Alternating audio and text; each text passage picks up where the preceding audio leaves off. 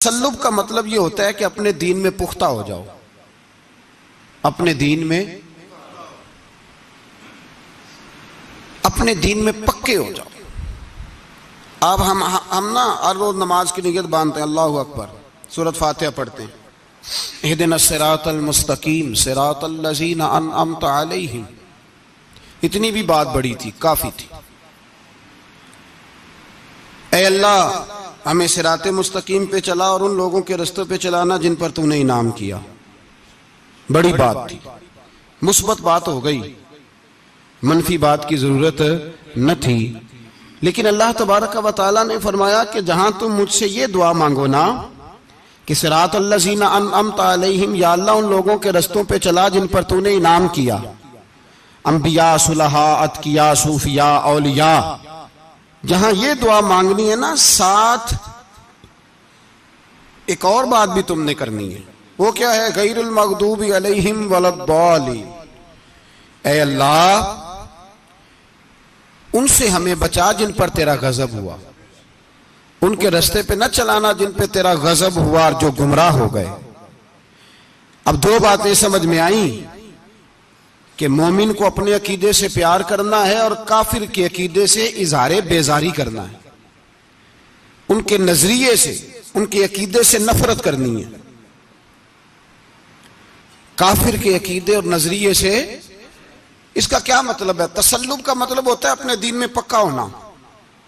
दो तीन जुमलों में बात समझाता हूं, अगर आपकी समझ में आई तो बड़ा बेहतर होगा। दो तीन जुमलों में तसल्लुब, पक्का होना, इसका क्या मतलब है? इसका मतलब यह है कि अपनी आंखों पर जो तुमने ऐनक लगानी है वो दीन की ऐनक लगानी है। जो चीज भी देखनी है वो दीन की आंख से देखनी है। जो कुछ भी तुमने चाहना है, बड़ी बात कर रहा हूं अगर आप समझे तो, जो भी तुमने देखना है दीन की ऐनक से देखना है। जो तुमने चाहना है वो दीन के दिल के साथ चाहना है, और जो तुमने सोचना है वो दीन के दिमाग के साथ सोचना है। उसका तर्जुमा इकबाल ने किया, कहने लगे कौम मजहब से है, मजहब जो नहीं। कौम किससे है? कौम मजहब से है, मजहब जो नहीं। और फाजिल बरेलवी कहते हैं दहन में जुबान तुम्हारे लिए और बदन में है जान तुम्हारे लिए। हम आए यहां तुम्हारे लिए तो उठे भी वहां तुम्हारे लिए। अपनी हर चीज, हर नुक्ता नजर में पहले दीन, उसके बाद कोई और। काफिर के अकीदे से हमारे जमाने में ना फलसफी, मंतकी, अदीब, शायर, मलंग, तलंग, ये बड़ी जमातें, खिचड़ी है, खिचड़ी। अब वो खिचड़ी एक नया दर्श देती है। वो खिचड़ी ये कहती है कि ये सारे अल्लाह को पुकारते हैं, सारे उसी के नाम हैं। ये सारे, हमारे एक साबिक वजीर आजम ने भी कहा था, एक नौजवान की आदत दी है घसी पिटी जमात ने, वो भी यही कहते हैं। होली पे भी चले जाओ, दिवाली पे भी चले जाओ, हिंदुओं के मंदिर में भी चले जाओ, वो कहते हैं सारे उसी के नाम है। जो बुत को पुकार रहा है वो भी उसी को ही पुकार रहा है, माअज़ल्लाह। जो राम राम कह रहा है वो भी बात असल वही है। वो बेवकूफ हो। अगर बुत को पुकारने वाला भी किसी न किसी रंग में अल्लाह को ही पुकार रहा था, माअज़ल्लाह, तो फिर नबी पाक सल्लल्लाहु अलैहि वसल्लम को क्या जरूरत थी बुतों का मुकाबला करने की? तुमने तो सारा दीन ही मशकूक कर दिया, हर शय मशकूक हो गई। जो बुतों को पुकार रहा है वो भी उसी को पुकार रहा है, जो राम कह रहा है वो भी उसी को कह रहा है, जो पत्थर पूज रहा है वो भी। क्या तमाशा लगाया हुआ है? अल्लाह तबारक व तआला तो इतना गयूर है, वो कहता है इन्नल्लाह ला यगफिरु अन युशरका बिही व यगफिरु मा दून ज़ालिका लिमन यशा। मैं हर चीज बख्श दूंगा, मेरे साथ किसी को शरीक ना बनाना, मैं उसकी माफी नहीं दूंगा। अल्लाह के प्यारे पैगंबर हजरत उज़ैर, जनाब ईसा अलैहिमुस्सलाम को जब लोगों ने माज़ अल्लाह खुदा का बेटा कहा, तो रब तबारक व तआला ने कुरान पाक की आयतें नाज़िल फरमाई, फरमाया ये झूठ बोलते, ये जुल्म करते हैं अपनी जानों पर। ओ भाई, ये खिचड़ी जो पका रहे हैं ना मलंग लोग, अदीब लोग, सारे उसी के नाम है। उसका एक ही नाम है, ला इलाहा इल्लल्लाह, ला इलाहा इल्लल्लाह, ला इलाहा इल्लल्लाह। उसके सिवा कोई भी माबूद हो ही नहीं सकता, सवाल ही नहीं। ओ खुदा के बंदे, ये फलसफा, और फिर हम सियाने बने, हमारे दिलों में रहमत बड़ी है, नरमी बड़ी है, काफर के हक में, मुशरिक के हक में, सारे जी उसी को पुकारते हैं। तू ज्यादा मेहरबानी करने वाला है या नबी पाक ज्यादा रहमत लिल आलमीन है? हुजूर ने तो फरमाया बुत के पुजारी से जिहाद होगा तलवार के साथ, पंडित और जोगी काटे जाएंगे तलवार के साथ, जो अल्लाह तबारक व तआला की तौहीद में किसी को शरीक करेगा मुसलमान उसके खिलाफ उठेंगे। तू कह रहा सारे ही एक है। तसल्लुब नहीं, दीन की पुख्तगी नहीं। हमारे यहां लोग मसला पूछते हैं, पाकिस्तान में जो ईसाई रहते हैं ना वो गरीब हैं, पाकिस्तान में जो ईसाई रहते हैं ना वो, और जो अमेरिका में रहते हैं, पाकिस्तान के अंदर जो लोग हैं ना वो मसला पूछते हैं, कहते हैं जी ईसाइयों के साथ खाना पीना जायज है। मैंने कहा अमेरिका में जब रहते हो तब क्यों नहीं पूछते? यहां तुम मसला पूछते हो, पूछते हैं ना लोग ईसाइयों के साथ खाना पीना जायज है कि न जायज, और वहां जब तुम्हें जरूरत होती है पासपोर्ट की तो ईसाई बीबी से निकाह कर लेते हो। और पूछो ना अपने मुल्क के सियासतदानों से, पूछो इनसे कि तुम्हारे बच्चे जो जाके वहां रोटियां खाते हैं तो कौन से होटल हैं जहां बिल्कुल जायज तुम्हारे लिए अलहदा से पकता है? वो जो तुमने वहां रिश्तेदारियां की हुई हैं, तुम्हारे बच्चे वहां रह रहे हैं तो वहां मसले नहीं याद।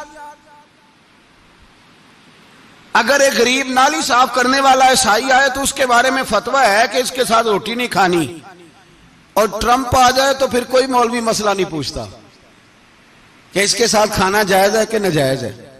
हमारा वो जो कुफर के मामले में इजहार बेजारी था, नफरत काफर के अकीदे से, हम कभी नहीं कहते कि ईसाइयों के मंदिरों को आग लगा दो। कभी जुलूस लेके गए हैं कि मंदिर गिराना है? बोले उनका गिरजा कभी गिराया है? हिंदू का मंदिर, मरज़ई की इबादत गाह, अकलियत करार दे दिया, ठीक है जहां ईसाई अलहदा से अपना काम कर रहे हैं तुम भी करो। लेकिन हम उनके अकीदे के कभी भी हामी नहीं हो सकते। अगर कहें कि ईसाई भी सही कह रहा है, हजरत मरियम को अल्लाह की बीवी कह रहा है, जनाब ईसा को अल्लाह का बेटा कह रहा है, और तू कहे सारे उसी के नाम है, तो ये बात तेरी दुरुस्त इसलिए कि हम तो रोज कहते हैं कुल हुवल्लाहु अहद अल्लाहुस समद लम यलिद व लम यूलद, न किसी का बाप है न किसी का बेटा है, वलम यकुल लहू कुफुवन अहद, उसका तो कोई हमसारी नहीं, उस जैसा दूसरा कोई है ही नहीं। तो भाई जिस अकीदे का तो ऐलान कर रहा है, जो आदमी तेरे अकीदे के खिलाफ चल रहा है, उसको तूने सही कैसे कह दिया? ये कैसे हो? तो मेरे भाई इस्लाम ये कहता है कि असास, बुनियाद, नजरिया, तो अपने नजरिए पे नाज करेगा, दूसरे के नजरिए से इजहार बेजारी करेगा। और भाई जागो और बस कर दो, जाग जाओ। असास, बुनियाद, नजरिया असल है, और असल पर समझौता हो सकता हो ही नहीं सकता। बुखारी शरीफ में एक हदीस है, बात मजबूत करने के लिए अर्ज करता हूं। हजरत यहया एक ताबी बुजुर्ग है, वो कहते हैं हजरत अब्दुल्ला इब्न उमर रदी अल्लाह ताला अन्हु मेरे पास आए तो मैंने उनसे कहा हुजूर हमारे मोहल्ले में एक जमात रहती है मुसलमानों की, वो नमाजें भी पढ़ते हैं, रोजे भी रखते हैं, ज़कात भी देते हैं, हज भी करते हैं, बस तकदीर को नहीं मानते। सिर्फ एक चीज के इनकारी है, तकदीर के। तो क्या हुक्म है? तो आप फरमाने लगे उनसे कह दो कि हमारा तुम्हारा कोई ताल्लुक नहीं, उनसे कह दो हमारा तुम्हारा कोई रिश्ता नहीं, हमारा तुम्हारा कोई किसी किस्म का राबता। और फरमाया उनको बता देना कि रसूल पाक के सहाबी ने फतवा दिया है जितनी मर्जी नमाजें पढ़ो, जितने मर्जी रोजे रखो, और ओहद पहाड़ के बराबर अगर तुम्हारा दिल करे तो सदके करो, पर तुम्हारा कोई अमल अल्लाह की बारगाह में कबूल नहीं जब तक तुम्हारा अकीदा सही नहीं, जब तक तुम्हारा नजरिया ठीक नहीं, उतनी देर तक कोई अमल अल्लाह की बारगाह में तुम्हारा काबिल कबूल नहीं। असास पर, बुनियाद पर कोई समझौता हो सकता, बुनियादों पर समझौते नहीं होते भाई। और एक होता है गुनाहगार, एक होता है गद्दार। गुनाहगार और गद्दार में बड़ा फर्क होता है।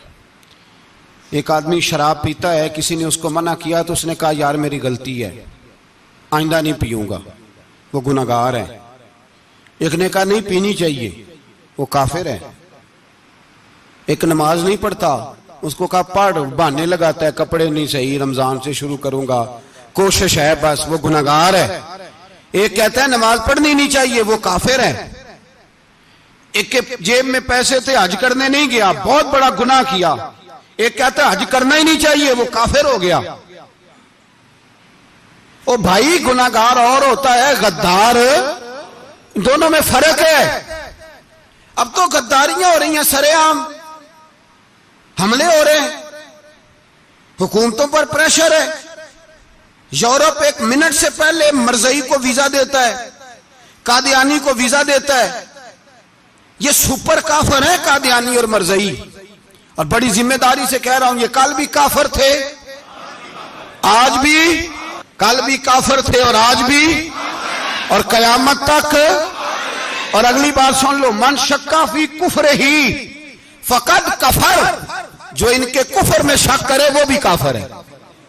सुन लो, ये फतवा दे देना बेशक जिसको मर्जी। मन शक्का फी कुफ्र ही फकद कफर, जिस बंदे ने मरज़ई के, कादियानी के काफिर होने में शक किया, वो बंदा भी पक्का काफिर है, पीटा काफिर है, जिसने इनके काफिर होने में।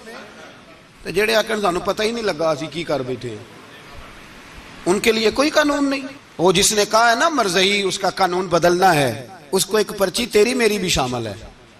ऐसे ही ना कहना कि वो बड़े बेईमान निकले, काफिर निकले, तूने भी ठप्पा लगाया है, तू साथ है, तू शामिल है। जब कौमी असेंबली में ये करारदाद पेश हो रही थी तो उनको वोट देने वाले उनके गुनाह में शरीक थे, मुजरम थे, साथ शामिल थे, उनको माफी नहीं मिलेगी, उनको लंबी तौबा करनी पड़ेगी अल्लाह की बारगाह में, उन्हें आंसू बहाने पड़ेंगे उनको ठप्पे लगाने की वजह से। बच ना जाया करो कि हुक्मरान बुरे हैं तो हम बड़े नेक परहेजगार हैं। ठप्पे लगाने वाले साथ शरीक है जुर्म, कहते पता ही नहीं चला। कैसे पता नहीं चला, कैसे पता नहीं चला? ये तो जो मदहोश होते हैं उन्हें पता चल जाता है ये नबी पाक की इज्जत की बात हो रही है। बंदा मदहोश हो ना, मदहोश, बेहोश हो मुसलमान, रसूलुल्लाह की बात हो तो उसकी भी आंखें खुल जाया करती है। और तुम जागते पढ़े लिखे असेंबलियों में बैठे मालदार, तुम पता ही नहीं चला कानून बदल गया, खबर ही नहीं हुई। ये धोखा किसी और को देना, हम तुम्हारे इन धोखों में आने वाले, किसी और को सुनाना कहानियां, हमें नहीं समझ आती तुम्हारी कहानियां। कहते गलती हो गई, भूल गए। और वजीर आला साहब कहते उसको निकाल देना चाहिए। किसने निकालना है ना तमाशा? कहते उसको निकाल देना चाहिए जिसने इस कानून में, तो किसने निकालना है? हुकूमत तो आपकी है, तो कौन निकालेगा? शर्म करो, मर जाओ डूब के। ये तुम्हारा तरीका है? जुर्म करते और जुर्म करके कहते हो नहीं नहीं निकाल देना। कौन निकालेगा? निकालो, पता चले तुम्हारा। अमीर मिल्लत पीर जमात अली शाह साहब मुहद्दिस अलीपुरी रहमतुल्लाह अलैह, पीर साहब फरमाते हैं जब पाकिस्तान बन रहा था तो हम नबी पाक सल्लल्लाहु अलैहि वसल्लम की अजमतें बयान किया करते थे। हम कहते थे लोगों पाकिस्तान बनेगा तो उसमें नबी पाक का निजाम आएगा, गरीब अमीर का फर्क मिट जाएगा, उसमें कोई बरादरी नहीं होगी, एक बरादरी होगी जिसका नाम मुसलमान होगा। उसमें छोटा बड़ा अमीर गरीब एक ही सफ में खड़े हो गए, महमूद व अयाज, ना कोई बंदा रहा ना कोई बंदा नवाज। ये पाकिस्तान होगा। और कहते हैं हिंदू पंडित तकरीरें करते थे, ओ वहां नबी पाक का निजाम नाफज होगा, माज़अल्लाह हाथ कटेंगे, गर्दनें कटेंगी, बड़ा वो माज़अल्लाह मुखालफत करते थे। वो क्या पता था कि बाद में यहां भी सारे वही तमाशे होंगे जो वो कह रहे हैं। तो पीर साहब कहते हैं कि जगह हिंदुओं का जलसा था, हिंदुओं का पंडित तकरीर कर रहा था, वहां सारे हिंदू बैठे थे। तो उस पंडित ने ना तकरीर करते करते नबी पाक की शान में कोई बेअदबी कर दी माज़अल्लाह, क्योंकि सारे हिंदू थे, कोई मुसलमान नहीं था। एक मलंग बैठा था दूर, उसने दौरी डंडा पकड़ा हुआ था और कोई अपनी मौज का काम कर रहा था। आपको पता है उनके पास जो डंडा होता है बड़ा रंगीन होता है, को स्पेशल बनाया होता है उन्होंने। तो बैठा था मलंग। मैंने कहा बेहोश भी हो ना, जो बेहोश हो मुसलमान, रसूलुल्लाह का नाम आए तो उसकी भी आंखें खुल जाया करती है।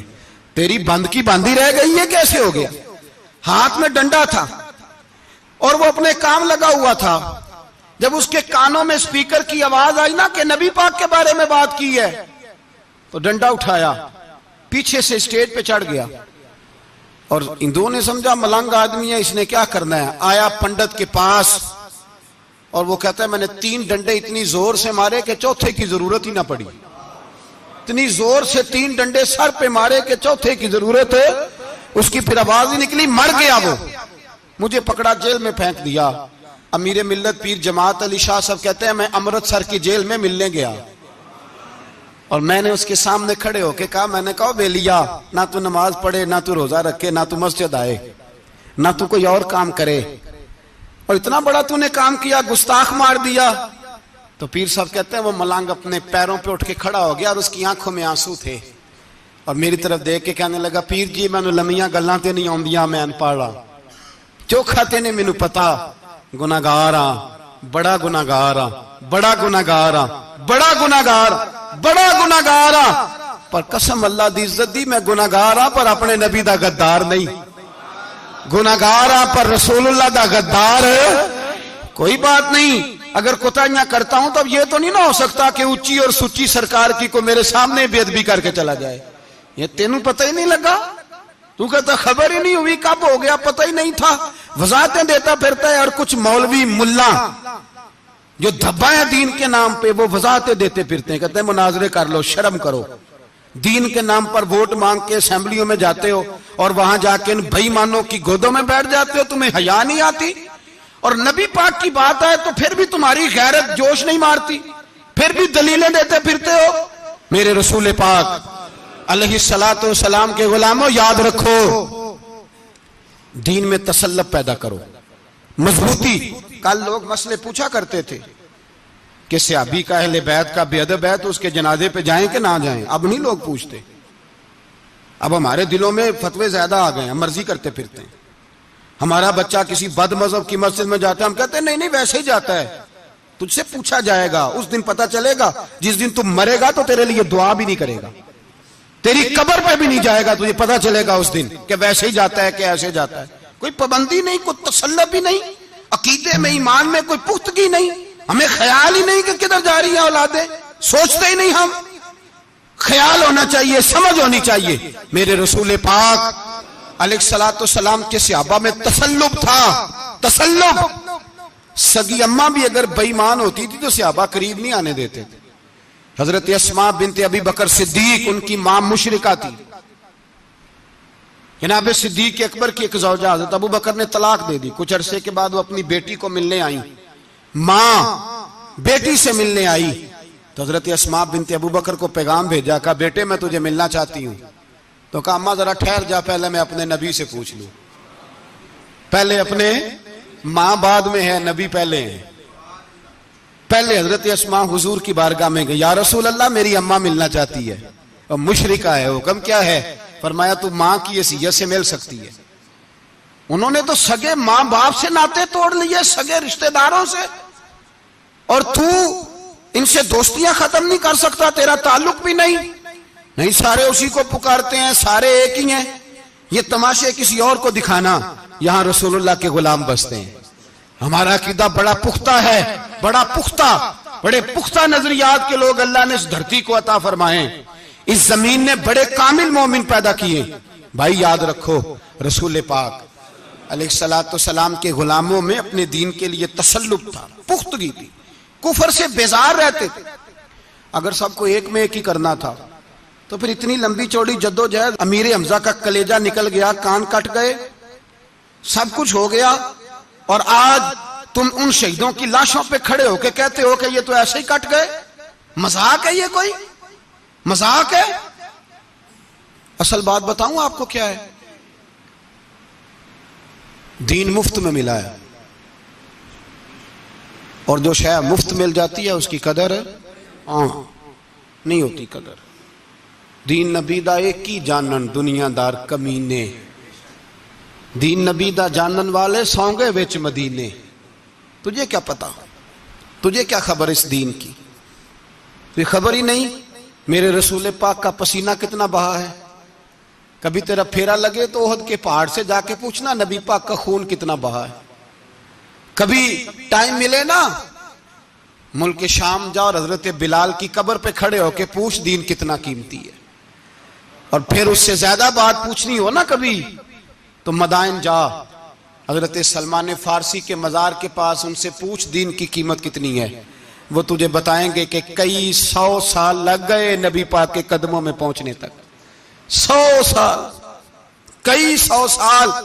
और अगर फिर भी तुझे तसल्ली ना हो तो जन्नतुल बकी में जा और सैयदा तैयबा ताहिरा हजरत फातिमा ज़हरा से पूछ, उनसे पूछ बीबी इस दीन की कदर क्या है। वो तुझे बताएंगी कि जब दीन के चेहरे पे सुर्ख रंग भरना था तो मैंने हुसैन का खून दे के भरा है। वो तुझे बताएंगी कि इस दीन को जब पेंट करना था तो मैंने जनाब अली असगर के बाजुओं के साथ मुसव्वरी की है। इसको आसान समझ रखा है लोगों ने, आसान समझ रखा है। कहा तुम कट गए। और आज उठने वाला सूफी और दरवेश कहता है सारे एक ही हैं, सारे उसी को मानते हैं। जिस सियासतदान का दिल करता है वो जाके मंदिरों में पूजा कर आता है, जिसका दिल करता है वो जाके हिंदुओं की होली और दिवाली में शरीक हो जाता है। सब एक ही हैं। अगर एक ही थे तो हुसैन का अली असगर क्यों शहीद हुआ? अगर सब एक ही थे तो जनाब अली अकबर क्यों शहीद हुए? सारे एक ही थे तो फिर ठीक है, मस्त रहना चाहिए था। ये मजाक है इतनी कुर्बानियां, शर्म ही नहीं आती बात करते हुए। जागो और अपने दीन को समझो। मेरे रसूल पाक अलैहिस्सलातु सलाम ने जो दीन दिया इसमें तसल्लुब है, तसल्लुब, कुफर से बेजारी। कितनी बेजारी? हजरत उम्मे हबीबा रदी अल्लाह ताला उम्मुल मोमिनीन है, ये हमारी अम्मा है। उम्मे, माओ के नाम तो बच्चों को आने चाहिए ना, ये मोमिनों की माँ है। अबू सुफियान की बेटी हैं, हजरत अबू सुफियान रदी अल्लाह ताला अन्हु की बेटी, नबी पाक की ज़ौजा हैं। जनाब अमीर माविया रदी अल्लाह ताला अन्हु की सगी बहन हुजूर की ज़ौजा थी, बहुत बड़े अमीर बाप की बेटी थी। मदीने जब आई तो नबी पाक के घर में गुर्बत देखी, आजमाइश देखी, कई कई दिनों के फकरे इख्तियारी के जलवे देखे। अबू सुफियान एक मुज़ाकरात के सिलसिले में मदीने आए और कहते हैं मैंने सोचा सीधा अपनी बेटी के घर जाता हूं। तो कहते हैं मैं हजरत उम्मे हबीबा के सहन में दाखिल हुआ तो चारपाई पे बिस्तर बिछा हुआ था और उम्मे हबीबा एक साइड पे बैठकर तो सुई धागे के साथ कोई काम कर रही थी। अबू सुफियान कहते हैं मेरी बेटी की नजर पड़ी तो उम्मे हबीबा जल्दी से उठी, उठ के बिस्तर जो चारपाई पे बिछा हुआ था वो बिस्तर उठाया, लपेटा, अंदर ले गई। बाद में बाहर आई तो मैंने बेटी के सर पे हाथ रखा। मैंने कहा बेटी मैं समझ गया हूं, बिस्तर पे मेरी नजर पड़ी है, लगता है कई साल पुराना है, पेबंद भी लगे हुए हैं, तो इसलिए अंदर रखा ही है कि पुराने बिस्तर पे बाप को बिठाऊंगी, इसलिए रखा ही है।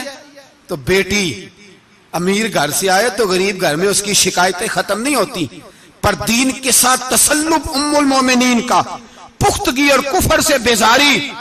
कहने लगी अब्बा जी अभी आप काफिर है ना, तो आपकी सोच अभी बदली नहीं। मैं इसलिए नहीं बिस्तर अंदर रख के आई कि आपके काबिल नहीं था, मैं तो इसलिए रखा हूं कि वो मेरे नबी का पाक बिस्तर है और आप नापाक हैं।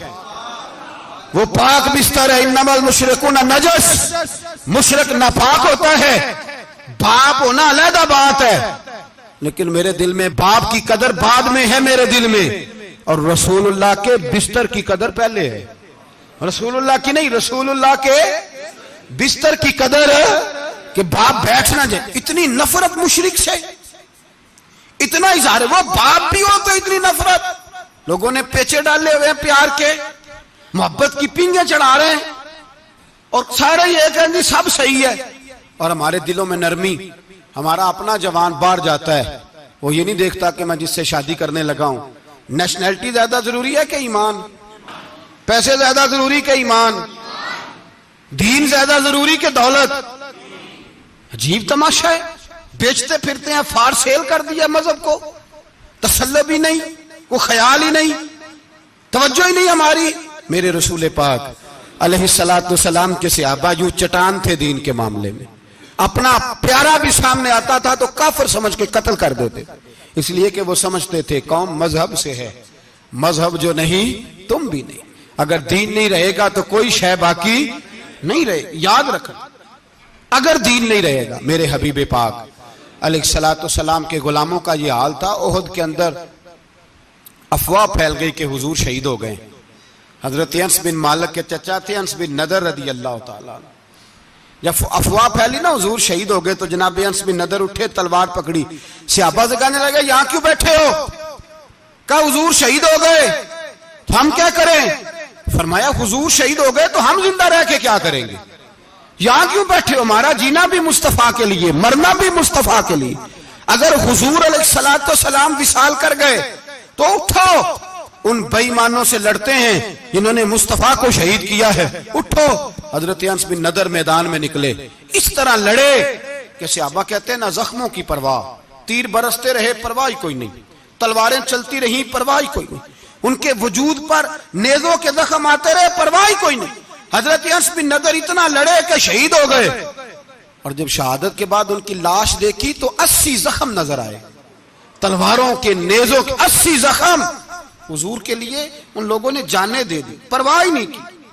यहां इस मसले को हमारे यहां लोग समझते ही नहीं। खत्म नबुव्वत का मसला बड़ा हसास मसला है। मा काना मुहम्मदुन अबा अहदिन मिर रिजालिकुम वलाकिन रसूलुल्लाह व खातमन नबिय्यीन। हम खत्म भी पढ़े ना किसी का तो उसमें भी खत्म नबुव्वत वाली आयत पढ़ते हैं, इसलिए कि ये बुनियादी मसला है। हम लोगों को बताते हैं कि जो मरने वाला गया है ना दुनिया से, वो नबी पाक की खत्म नबुव्वत का ऐलान करता हुआ गया है। हम लोगों को ये बात बतलाते हैं, मेरे हबीब पाक अलैहिस्सलाम की 150 के करीब हदीसें हैं कि मैं आखिरी नबी हूं, मेरे बाद कोई नबी नहीं है। 150 के करीब हदीसों में हुजूर ने इरशाद फरमाया, जगह जगह महबूब पाक ने वजाहत फरमाई कि मैं आखिरी नबी हूं, मेरे बाद कोई नबी हो सकता, वजाहत। और हमारे उलमा ने लिखा है, जो दावा करे कि मैं नबी हूं और जिस बंदे ने उससे ये कहा कि चल कोई दलील दिखा, वो भी काफिर हो गया, वो भी काफिर। क्यों तूने ये सवाल किया? ये हसास नौइयत का मसला है। मेरे रसूल पाक अलैहिस्सलाम के गुलामों ने एक पैगाम दिया है हमें, उस पैगाम को याद रखना। हजरत साद बिन रबी रदी अल्लाह ताला अन्हु को ओहद के मैदान में इतने जख्म लगे कि उठा नहीं जाता था। नबी पाक सल्लल्लाहु अलैहि वसल्लम ने फरमाया, जाओ को मेरे साद बिन रबी का पता करो वो कहाँ है। सहाबा आए तो फरमाते हैं, जब हम उनके पास पहुंचे तो उनकी रूह परवाज कर रही थी। आखिरी लफ्ज उन्होंने अदा किए, कहने लगे इधर आओ सहाबा, इधर आओ, मेरी वसीयत सुन लो। हम करीब गए, हमने कहा शायद बच्चों के बारे में, औलाद के बारे में, घर के बारे में कोई वसीयत करेंगे। तो हजरत साद बिन रबी ने वसीयत फरमाई, कहने लगे जाके नबी पाक के गुलामों को मेरा पैगाम दे देना, जाके उम्मत मुस्लिमा को मेरा पैगाम दे देना कि मुसलमानों, अगर तुम में से एक भी जिंदा हुआ और नबी पाक की नामूस पर कोई हरफ आया तो फिर अल्लाह की बारगाह में तुम्हारा कोई उज़र कबूल नहीं किया जाएगा। ये मेरा, ये मैदान ओहद में सर से लेकर पांव तक जख्म लगे हुए एक सहाबी का पैगाम है उम्मत मुस्लिमा के नाम। हजरत साद बिन रबी रज़ी अल्लाह ताला अन्हु फरमाने लगे, मैं मरते वक्त मुसलमानों को पैगाम दे के जा रहा हूं कि अगर हुजूर की इज्जत पर, नामूस पर, नबी पाक सल्लल्लाहु अलैहि वसल्लम की जात पर जरा सा भी हरफ आया और मुसलमान जिंदा हुए, और फिर अगर वो समझें कि हमें अल्लाह की बारगाह से माफी मिल जाएगी, तो याद रखना रब हर बात माफ करेगा, इस बात में तुम्हें अल्लाह माफी, इसमें तुम्हें। ये पैगाम दिया साद बिन रबी ने और उम्मत को समझाया कि हर बात में कंप्रोमाइज कर लेना, रसूलुल्लाह की जात के बारे में कंप्रोमाइज ना करना। जब से मरज़इयों को इन सुपर काफरों को अकलियत करार दिया गया है, उसके बाद किसी मरज़ई की इबादतगाह जलाई है मुसलमानों ने? बोले कभी किसी मरज़ई के साथ मुसलमानों ने कुछ जुल्म किया है? बाद में ठीक है, अपनी इबादत कर रहे हैं जिस तरह भी कर रहे हैं, बाकी अकलियतें भी रह रही हैं। कभी दोबारा उलमा ने यह तहरीक चलाई है कि इन्हें पाकिस्तान से निकालो, ये क्यों बसते हैं यहां? अकलियत है तो रहने दो। जी, जो बेईमान है, काफिर है, उसे घसीट के दीन में क्यों लाते हो जब वो आना नहीं चाह रहा? उन्होंने उस काने बेईमान को नबी माना हुआ है, वो उसको पैगंबर मानते हैं, कभी जिल्ली नबी मानते हैं, कभी बरूजी नबी मानते हैं। पूरी दुनिया में नेटवर्क बनाया हुआ है, हर जगह ढंढोरा पीटते फिरते हैं। वो कहते हैं खातमन नबीयीन का माना यह है कि नबी पाक तो मोहरे लगाने आए हैं, बड़े नबी आ सकते हैं। उनका अकीदा यह है कि मिर्जा मुस्तकिल नबी नहीं था, वो हुजूर का साया बन के आया था। वो माज़अल्लाह जिस नबी का अल्लाह पाक ने ज़ाहिरी हयात में साया नहीं बनाया, ये काना साया बनेगा नबी पाक का? उस बेईमान को वो अपना पेशवा मानते हैं। चलो छोड़ो, जो काफिर को अपना पेशवा माने वो बंदा सही होता है। चलो नबी ना भी माने, पेशवा माने, वो सही होता है। इतने पक्के बेईमानों और काफिरों को तुम लोगों ने गुंजाइश देने के लिए सिर्फ मगरबी ये जो बनाना चाहते हैं ना, ये अपने ऊपर से लेबल उतारना चाहते हैं कि नहीं जी नहीं, हम तो सबको लेके, वो तो कई दफा कह चुके हैं जी सारे उसी को पुकारते हैं ना। सारे उसी को नहीं पुकारते, उसको अगर सही पुकारते हैं तो मुसलमान पुकारते हैं, बाकी उसको सही पुकारते हैं कि झूठ बोलते हैं, मिलावट करते हैं, शिर्क करते हैं, कुफर करते हैं। और अल्लाह की बारगाह में कुफर और शिर्क की कोई माफी, ये दुनिया को बताना चाहते हैं नहीं जी नहीं, हम बड़े नरम हैं, हम बड़े ऐसे हैं। हम कोई नरम नहीं, कोई नरम नहीं, हम नरम हैं रुहमाओ बैनहुम। लेकिन अगर अकीदों को छेड़ोगे, रसूलुल्लाह की इज्जत और नामूस और खत्म नबुव्वत को छेड़ोगे, तो इकबाल कहते हैं हम बड़े नरम है, इतने नरम है जैसे रेशम होता है, हो हल्का है यारा तो बरेशम की तरह नरम, और रिज़्मे हक को बातिल हो तो फौलाद है मोमिन। फिर हम नरम नहीं, फिर हमारे अंदर बड़ी सख्ती है, बड़ी सख्ती। हजरत अबू बकर सिद्दीक सबसे ज्यादा नरम थे, पर खत्म नबुव्वत का मामला आया तो सबसे ज्यादा सख्त हजरत अबू बकर सिद्दीक साबित हुए, सबसे ज्यादा। हम बड़े सख्त हैं, बड़े सख्त। चेक ना किया करो मुसलमानों के ईमान को, टटोला ना करो। मेरी आपसे भी अपील है कि ऐसे ही को बंदा अगर आपके घर आ जाए ना और आके कहे मैं फलां साहब हूं, तो रोब में ना आया करो। उससे पहले पूछा करो, यूं तो सैयद भी हो, मिर्जा भी हो, अफगान भी हो, तुम सभी कुछ हो, बताओ कि मुसलमान भी हो। बस कर दें, अब बस कर दें। उन लोगों के हाथ मजबूत कर दें जो हाथ बढ़ाते हैं तो नबी पाक की खत्म नबुव्वत पे ही डाल लेते। उनके हाथ मजबूत करने बंद करो, बंद करो उन जालिमों के हाथ मजबूत करने। हुजूर आखिरी नबी हैं, बोलिए नबी पाक, सारे बोलिए हुजूर।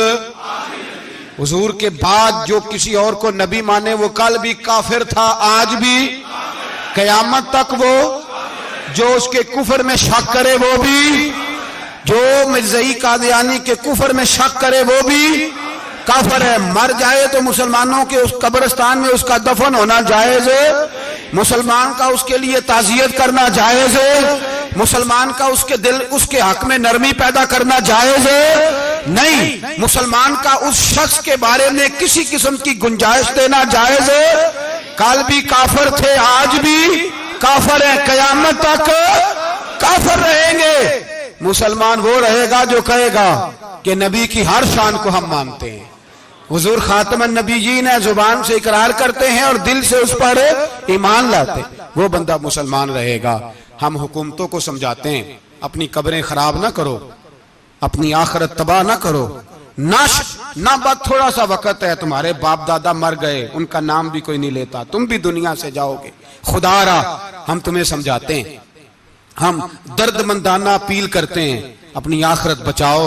ये असेंबलियां चंद रोजा, ये हुकूमतें चंद रोजा, उधर जाके देख लो शदरे में वक्त का बादशाह लेटा है, लेकिन कोई नहीं जाता। बादशाह था, उठता था तो दुनिया उठती थी, बैठता था तो दुनिया बैठ जाती थी।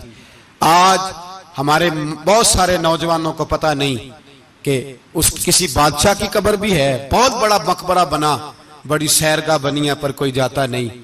चंद कदम रावी क्रॉस करके देख लो, दाता अली अजमेरी लेटे हुए। एक दिन के लिए भी छोटी सी असेंबली के मेंबर भी नहीं बने। मीरा ना अमीरा दे दीवे बल दे नहीं, सदा फकीरा दे ना, वो वाली हुकूमत करो इसके बाद तुम्हारी फातिहा भी कोई ना पढ़े। और जा जाके देख ले, दाता साहब की कब्र के चारों जानब फटियां लगी हुई हैं, सारा दिन सारी रात अल्लाह का कुरान पढ़ा जाता है, दिन रात वहां दुरूद पढ़े जाते हैं, उनको इसाले सवाब किया जाता है। ये वाली जिंदगी जी, वापस आ जा, ना अपनी आखिरत खराब कर, भज जा, वक्त की हुक्मरान लौटा, रसूलुल्लाह के कदमों में बैठो, ऐलान करो, बगावत करो नबी पाक के दुश्मनों के खिलाफ, और हुजूर के सच्चे गुलाम बन के जियो। अगर सच्चे गुलाम बनोगे तो हजरत उमर बिन अब्दुल अजीज की तरह तुम्हारे तज़किरे मिंबरों पे रहेंगे, और अगर गद्दारी करोगे, गद्दारी तो यजीद की तरह तुम्हारी अपनी औलादें भी तुम्हारा नाम नहीं लेंगी, अपनी औलादें भी तुम्हारे तज़किरे छोड़ जाएंगी। याद रखना, अल्लाह की लाठी बड़ी बेआवाज है। कुल्लु मन अलैहा फान, फना कर देता है हर चीज को। दुआ है अल्लाह हमें समझने की तौफीक अता फरमाए।